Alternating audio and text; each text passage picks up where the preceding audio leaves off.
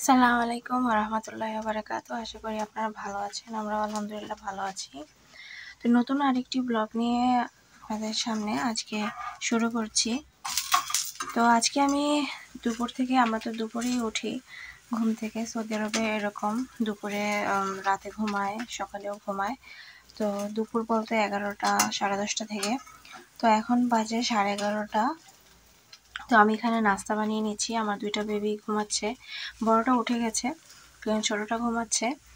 তো আমি এখানে নাস্তা বানিয়ে নিচ্ছি। এখানে সবজি দিয়েছি 2 ধরনের, ক্যাপসিকাম আর গাজর দিয়েছি।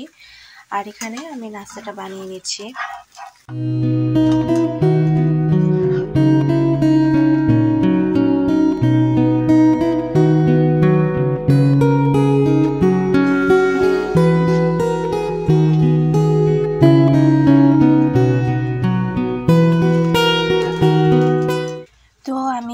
একরকম ক্র্যাবসের মতো, ক্র্যাবসটা যেরকম বানায়। তো আমি এখানে 2 ধরনের সবজি দিয়েছি। বাচ্চাদেরকে আসলে সবজি যত হাইড করে দেওয়া যায়, আর একই সাথে যদি সবজিটা চলে যায় তাহলে তো সেটা বাচ্চাদের জন্যই উপকার। তো আমি এই ট্রিক্সটা করেছি। তো এখানে আমি গাজর, ক্যাপসিকাম, ডিম দেওয়ার দরকার ছিল কিন্তু ডিম আপাতত শেষ হয়ে গিয়েছে, তো আমি ডিমটা দিই নাই। ডিম থাকলে ডিমটাও দিতাম। তো এখানে দিয়েছি ক্যাপসিকাম, গাজর আর হচ্ছে আটা 1-2 কাপ, মানে মেম্বার্স অনুযায়ী ওই পরিমাণে আটা নিব। তো 3-4 কাপ দিয়েছি, 2 কাপ দিয়েছি পানি আর 1 কাপ দিয়েছি আটা। তো আমার এটা দিয়ে হয়ে যাবে। তো আমি আর হচ্ছে এখানে একটু ফ্লেভারের জন্য দিয়েছি ধনিয়া গুঁড়া, লবণ আর একটু টমেটো কেচাপ দিয়েছি। তো এটা টমেটো সস দিয়ে মানে ডিপ করেও খাওয়া যাবে, বাচ্চারাও খুব পছন্দ করে, বড়রাও খুব পছন্দ করবে। তো সস দিয়ে ডিপ, যে কোনো সস, মেয়োনেজ বা সস একটু একসাথে মিক্স করে দিলেও তখন মজা লাগবে, বা চিলি সস একটু করে। তো আশা করি আপনাদের কাছে এই ক্র্যাবসটি রেসিপিটি ভালো লেগেছে, অবশ্যই ট্রাই করবেন।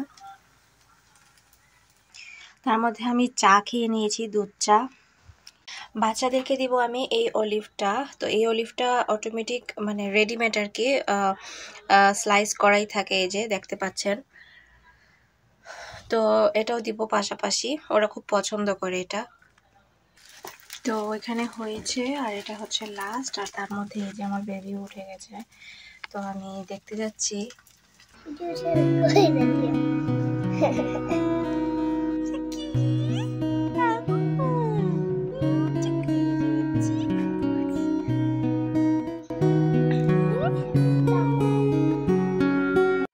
বাবুদের খাবারগুলো নিয়ে বসে গেলাম, আর এই একটু বাটিতে জৈতুনও নিয়েছি, আমার বেবির খুবই পছন্দ। তো ওকে নাস্তাটা করিয়ে নিচ্ছি। তো এই যে এখানে আমি ফ্রেঞ্চ ফ্রাই ভেজে নিয়েছি, আর এখানে বাকিটা হচ্ছে। তো এটা হওয়ার পর আমি তুলে নেব। এই পাশে আমি আদা, রসুন, পেঁয়াজ এগুলো পরিমাণ মতো কেটে নিচ্ছি। কবুতরের মাংস আম্মু বাংলাদেশ থেকে এনেছিলেন। তো কবুতর আম্মু এখানে চুলাতে পোড়াচ্ছিলেন চামড়াগুলা একটু ভালো মতো, যাতে এখানে যদি কোনো পাখা টাকা থাকে এগুলো একটু মানে পুড়ে যাবে। তো এই কবুতরের গোস্তগুলা মানে পোড়াচ্ছেন, গোস্ত বলতেছি, কবুতরের চামড়া। তো এই চামড়া সহই রান্না করব, আমরা চামড়া সহই খাবো। আর এখানে আদা, রসুন এগুলো ব্লেন্ডার করা হয়ে গিয়েছে। তো আম্মু এক পাশ থেকে কবুতরের চামড়াগুলো পোড়াচ্ছিলেন, আর আমি অন্য পাশে পাতিল এসব বের করতেছিলাম, প্রিপারেশন নিচ্ছিলাম রান্না করার জন্য। সবগুলো কবুতর পোড়ানো হয়ে গিয়েছে। এই তো কবুতরের মাংসগুলোতে এখন হলুদ দিয়ে এটাকে একটু ধুয়ে নেবেন। হলুদ এখানে পরিমাণ মতো দিয়ে এগুলোকে ভালো মতো মাখিয়ে তারপরে এগুলোকে পানির সাথে এরকম গাগুলো ঘষে ঘষে একটু করে ধুয়ে নেবেন হলুদ দিয়ে, যাতে অন্য কোনো স্মেল থাকলে সেগুলো চলে যায়। দেখা গেছে আম্মুরা দেশে যা খেয়েছেন সব কিছু আমাদের জন্য এরকম একটু একটু করে নিয়ে এসেছেন, যাতে আমরাও খাই। খুব মিস করেন যখন আম্মুরা খান, তখন আমাদের জন্য, আমরা তো খেতে পারিনি, আমরা এখানেই ছিলাম। তো এগুলো ভালো মতো পানি দিয়ে ধুয়ে পানিটা ফেলে দিচ্ছেন।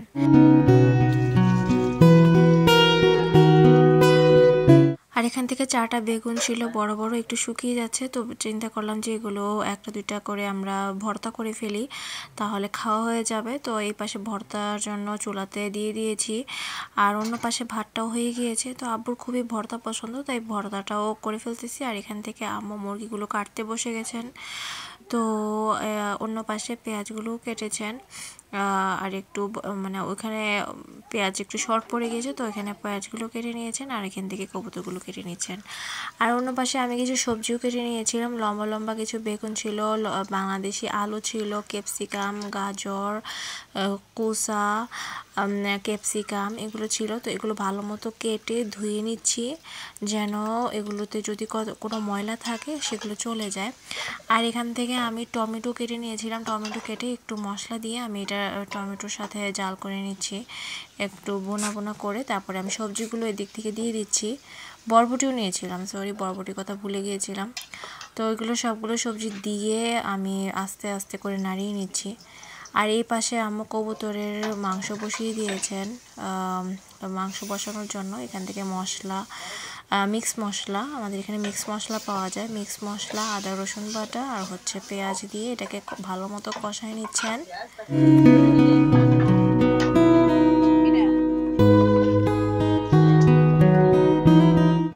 ভালো মতো কষানোর পর এখানে তেজপাতা, এলাচি, দারচিনি দিয়ে এটাকে ভালো মতো আবারও একটু করে নাড়িয়ে নেবেন, যেন মশলার সাথে তেজপাতা, দারচিনি, এলাচি চলে যায় এবং একসাথে ভুনা ভুনার মতো হয়ে যায়। আর এখান থেকে তরকারিটা মানে কবুতরটাও দিয়ে দিয়েছেন, দিয়ে লবণ দিয়ে ভালো মতো নাড়িয়ে একটু ঢেকে দিয়েছেন। আর এই পাশে আমি সবজিটাও দেখছি কতটুকু হয়েছে, তো এখানে আরেকটু পানি দিয়ে দিয়েছি, পানি দিয়ে আবার একটু ঢেকে দিয়ে এলাম। তো দুই চুলাতে দুইটা তরকারি বসিয়ে দিয়েছি, এগুলো হচ্ছে।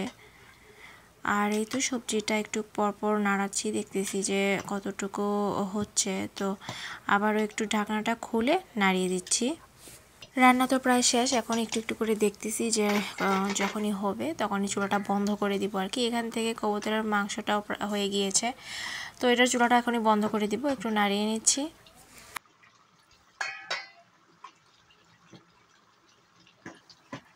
তো এটা হচ্ছে কবুতরের মাংসের ফাইনাল লুক। আমার খুবই প্রিয় কবুতরের মাংস, জানি না মনে হয় যে মাংস একটু কম থাকে মুরগির তুলনায়, কিন্তু তারপরে খেতে কিন্তু ভীষণ মজা লাগে আমার কাছে।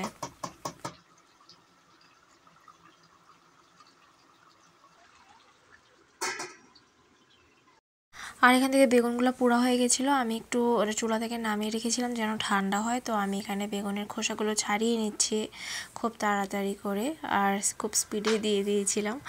এখান থেকে আমি খেতে বসে গেছি, সবাই মিলে আমরা খেতে বসে গেছি। তো খাওয়া দাওয়া করে বেসিনে যা জমা হয়েছিল নামাজটা পড়ে তারপরে এখানে সবগুলো ধুয়ে নিয়েছি, কারণ এগুলো পরে জমা থাকলে সব একসাথে ধুতে খুব কষ্ট হয়, সেজন্য। আজ এই পর্যন্তই। আপনারা ভালো থাকেন, সুস্থ থাকলেন। ভালো লাগলে অবশ্যই লাইক, শেয়ার এবং সাবস্ক্রাইব করে দিবেন। ভালো থাকেন। আসসালামু আলাইকুম ওয়া রাহমাতুল্লাহি ওয়া বারাকাতুহু।